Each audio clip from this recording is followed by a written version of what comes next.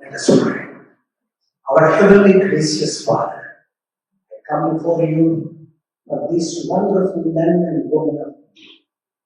Called them, chosen them, anointed them, appointed them for such a time as this to serve the not only people of Kansas and their families, but Lord, to lead the nation and the nations of the world.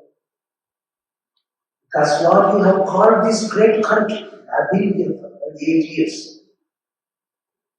And help humanity beyond any other's imagination. Promoted peace. Rescued millions. Cared for the poor and needy.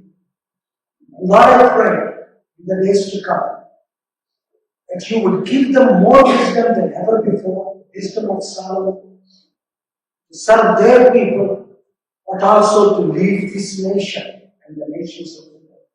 Lord, it is my prayer, along with them, that the world's largest democracy in India, world's second largest democracy, the United States of America, my adopted nation, will work together to face the threats of other nations, but to bring the 200 countries together. Because you said, I give you my peace.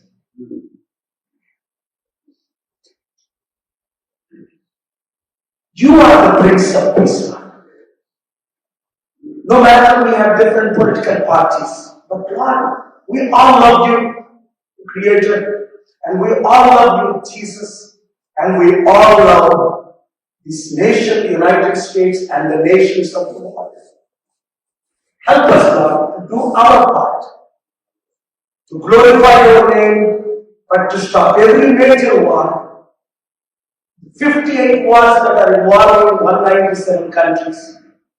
Because you called this nation to lead and promote peace. Yes, we make mistakes, Lord.